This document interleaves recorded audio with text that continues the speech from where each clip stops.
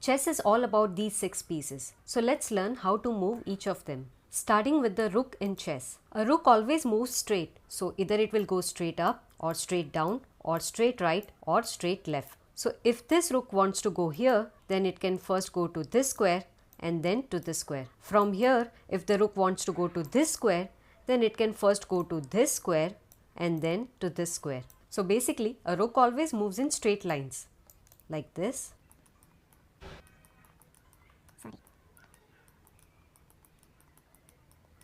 Now let's meet the bishops. Every player gets 2 bishops in the game. One always sits on the dark square while the other one always sits on the light square. And the bishops always moves in diagonals. So this bishop can move anywhere on these diagonals while this bishop can move anywhere on these diagonals. So this bishop will always move on the dark square diagonals like this,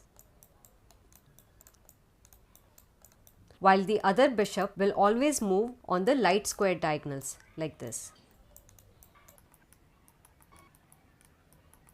So this is called as the dark squared bishop while this is called as the light squared bishop. Remember, both the bishops always move on diagonals. And now it is time to meet the most powerful piece in the game, and that is the queen.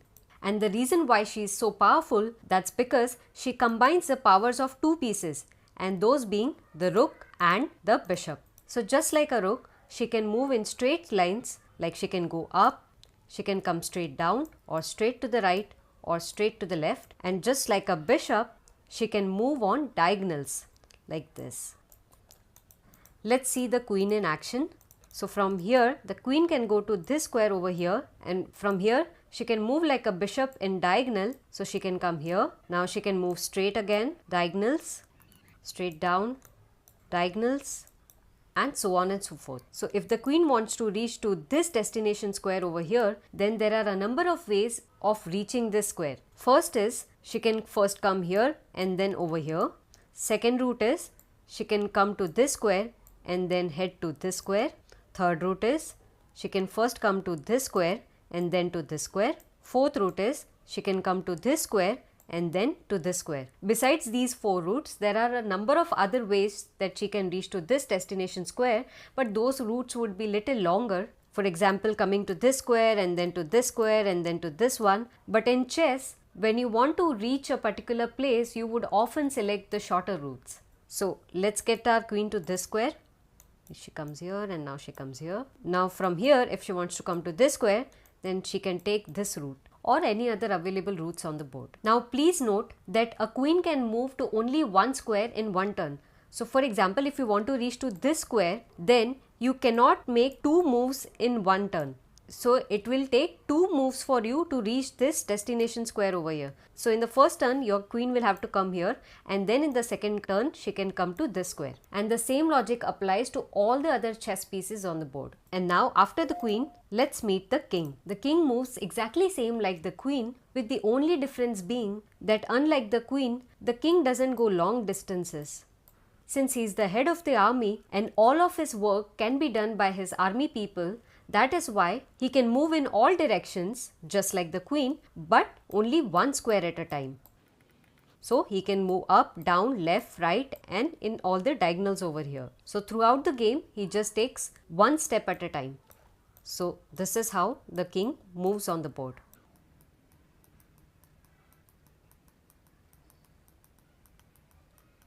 And now let's meet the most interesting chess piece in the game, and that is the knight. But before learning the moves of the knight, please do like this video and subscribe to my channel.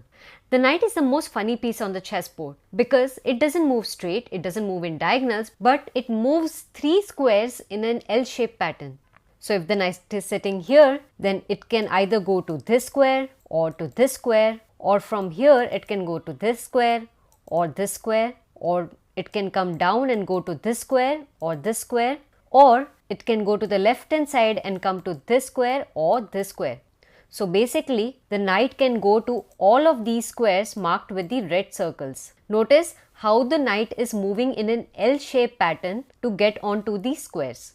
Let's make our knight jump to one of these squares. Let's say he comes to this square, and now from here it can go to all of these squares marked with the red circles. Let's make our knight jump over here, and now from here it can go to all of these squares. So the interesting thing about knight is that in every move it keeps changing the color of the square that it jumps on. So if the knight is sitting on a light square like here, then in the next move it can move to one of these dark squares. Let's say my knight comes to this square.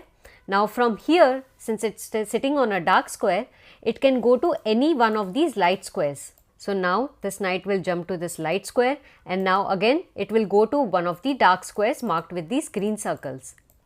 An easy way to remember the move of the knight is that it goes 2 squares straight and then it just slides to the side. So 1, 2, slide to the side, 1, 2, slide to the side, 1, 2, slide to the side, 1, 2, slide to the side. Also, the knight is the only chess piece in the game that can jump over other chess pieces. So now if this rook is sitting here, the knight's path doesn't get blocked because he can still come to this square or to this square, because he has the ability to jump over other pieces and go to his destination square. And now let's meet the smallest piece in the army, and that is the pawn. So a pawn always moves straight on the board and it never takes a step back. And in the start of the game, all the white pawns sit on this second row and all the black pawns sit on the 7th row. So since these pawns are sitting on their home squares, each of these pawns can move either 1 square ahead or directly 2 square ahead when they are starting off from their home squares. So this pawn can move 1 square ahead or it can go directly 2 squares ahead. Similarly, if black now wants to move this pawn, it can move either 1 step or directly 2 squares ahead. Let's say black moves this pawn 1 square and now it's white's turn. White decides to move this pawn, so it can decide to move either 1 or either 2 squares. Let's say he moves only 1 square. Now it is black's turn. Now black again wants to move this pawn. So how many squares can it move?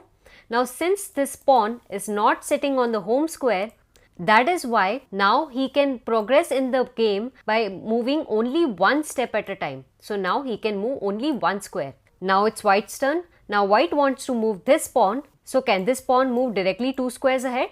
No, he cannot, because he is not sitting on his home square. So he will have to move only 1 square ahead. Now it's black's turn. Now black wants to move this pawn. So how many squares it can move forward?